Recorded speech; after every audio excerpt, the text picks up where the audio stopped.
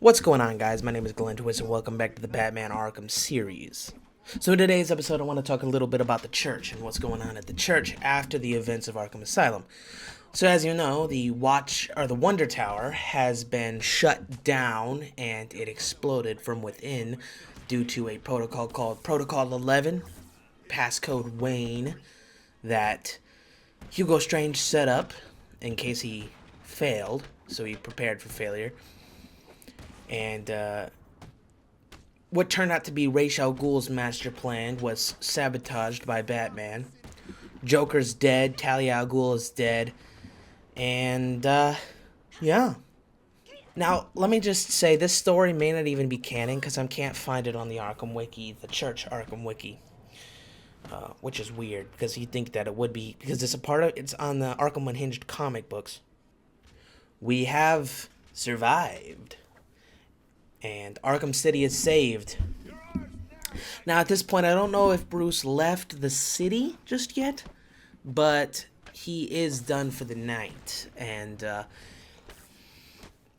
the medical team, Aaron Cash, Vicky Vale, and most importantly, Quincy Sharp is in the church as well. And the folks of Arkham City are not too pleased about that one. The halls of the cathedral echo with the screams of angry prisoners. It sounds like hell. And the folks inside the church are scared shitless, to say the least. I mean, I would be too. Like, this is insane. All of the prisoners that were once in Arkham City have joined forces and are planning a siege on the church itself, wanting to break into the church and, do what they will with Quincy Sharp because of what he did to them in Arkham Asylum. But thank the gods above, Bruce Wayne gave them those shutter doors to stop people from breaking in real easily. So these doors are holding back the ultimate major army that is converging on the church outside, thankfully. And then overall, these people are on their own. Jack Ryder is considering just dropping Sharp out on the stoop so that they can do what they will with him. I mean, what good is Sharp anyways? He's not the mayor anymore. But no, Aaron Cash is firm in his stance that we need to protect Sharp, and I'm sure that Cash believes that Sharp is innocent in that he was brainwashed by Strange, and that's why he did everything that he did, because that's what he tells him. But things get worse. Sorry,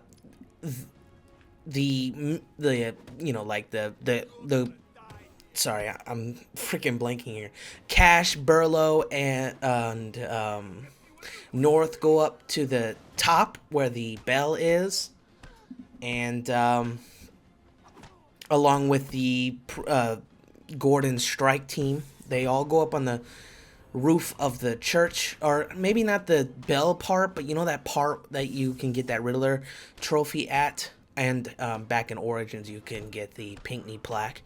That area, they kind of go on that area, and they just kind of like look at what's going on. I mean, there's an army of them outside, and they are in trouble unless they get backup. And backup doesn't come easy because it is in the middle of Arkham City, and there are walls around the city that you cannot get into or out of. So, they're in trouble.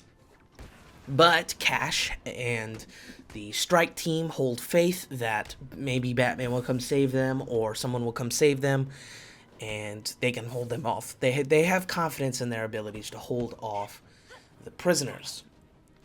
And they don't want to, of course, because they have the same belief system. Well, not all of them, but a lot of them, like Cash, have the same belief system that, you don't want to kill these guys unless you have to, right? a little bit about the cathedral. Um, there was a window in the church that had an image of Azrael on it at some point. And the bell tower, you could see a dead rat and chalices near it. But the bell itself, the date April 22nd, was seen, which was a reference to Martin Mad Dog Hawkins, which is pretty cool. But yeah, just some facts about the church, because I love the church. It's probably one of my favorite buildings other than the Arkham Mansion and the Botanical Gardens. But yeah, things are looking bad. And then to make matters worse, thump, thump, thump, thump, the ground is shaking. Bane is marching through the crowds. They, like they're spreading out, like how Moses or whatever split the water. They're like moving aside for this man, marching towards the shutter. He thinks he can break through, so he starts pounding and wailing on the door. It cannot hold. It cannot hold. So they all head back in. The ones that are tactically capable that were on the roof, they head back inside, and they tell the medical team and the reporters and Sharp that things are looking pretty bad. But they try to keep, peace high, but they have to come up with a plan to either evacuate or fight. That's what they're looking at. They have to either fight or they need to try to find a way out. And then just like that, a flash of light. And in the center of the cathedral, an angel-like figure stands there, just with a sword of lightning in his hand. He's just standing there with a red hood and all that, and that cross on his chest. It's Azrael. And he says, I forget what he says exactly, but he says something about, I will protect you, or something like that. You know what I mean? So, and then just like that, he vanishes. So they don't know who the hell this guy is. It's not Batman, but they figure this guy's gonna probably be here to save them. They don't know what to. He's their only hope, so they have to believe that he's going to save them. And then Aaron Cash stands there. He's shivering. He's like he's seen a ghost. And everyone circles him. They're like, what's going on? What's going on? Are you alright, Cash? You alright? And he tells them about a time. Especially Vicky Vale. She's right next to him, like, face to face. And he's like, he starts talking about his time back when he started on the police force. He had a partner named Michael Lane, who he was partnered up with, and Michael Lane killed someone while they were working together. This person was wearing the same outfit and was burning the criminal alive. I don't know if it was a criminal. It might have even been an innocent person. I don't know. But he was burning someone alive, and Michael Lane took it upon himself to rescue that person. Or maybe not even rescue, but just seek ultimate justice. The ultimate price to pay for life is life, right? So he kills the man. That's with the same outfit. And then, not that long after, Michael Lane vanishes and is never seen again. But when the Azrael, or when this angel-like figure stood before them, he said something that Michael Lane told Cash when he was still on the force. And that, that shook Cash to his core, right? Because he thought Michael Lane was dead, but this figure is saying what Michael Lane's saying and is wearing the same outfit of the man that burned that innocent person, or that person, that criminal, whatever.